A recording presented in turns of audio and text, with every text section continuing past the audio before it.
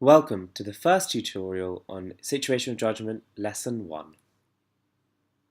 So what is the Situational Judgement test? So in this test, it will measure your capacity to understand real-world situations and identify critical factors and appropriate behaviour in dealing with them.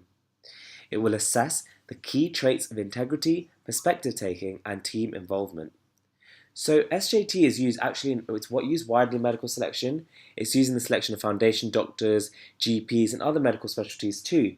So this test is not just used for those applying for medicine. If you become a doctor, you'll use it later on in life when you're applying for jobs and that sort of thing. So the skills you learn from the situational judgment test now will carry on throughout medical school and when you're a doctor.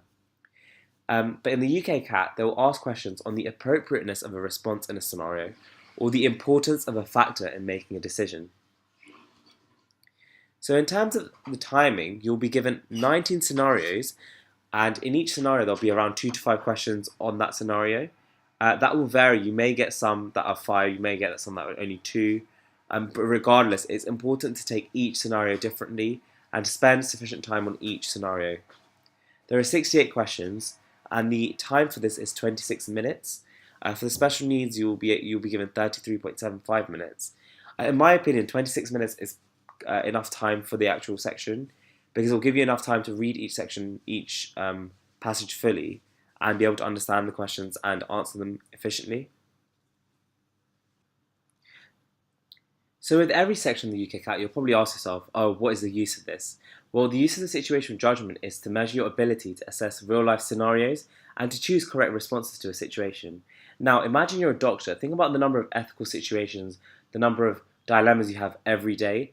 You have to make decisions very, very regularly, and the situational judgment test will actually be able to assess how well you will cope in those ethical scenarios that you'll be faced with all the time as a doctor. So the first type of question you will get is an appropriateness question. You'll be given 4 possible responses to this. It will either be a very appropriate thing to do, an appropriate but not ideal, an inappropriate but not awful response, or a very inappropriate thing to do. Now, later on in some of the other videos, we're going to go into detail about what each of these 4 things mean. But the easiest way to spot whether it's an appropriateness question or an importance question is just by looking at the options. An importance question will ask you if something is very important, important, of minor importance, or whether it is not important at all. So marking.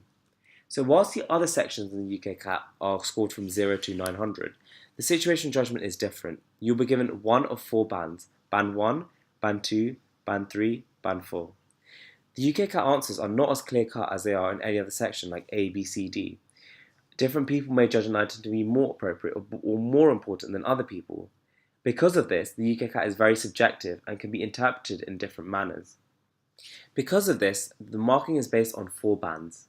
Band 1, where candidates in Band 1 perform well above average, showing similar judgment in most cases to the panel of experts. Band 2, where candidates performed above average, showing appropriate judgment for most cases, with many matching model answers. Band 3, where candidates perform lower than average, showing appropriate judgment for some questions, but significant differences from ideal responses from others.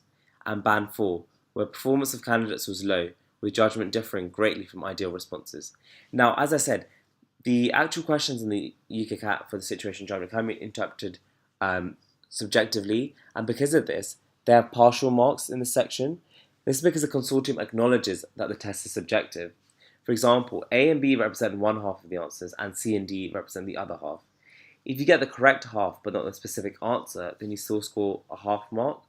For example, if the answer is a very inappropriate thing to do, and you put inappropriate but not awful, you would get half a mark because of this reason.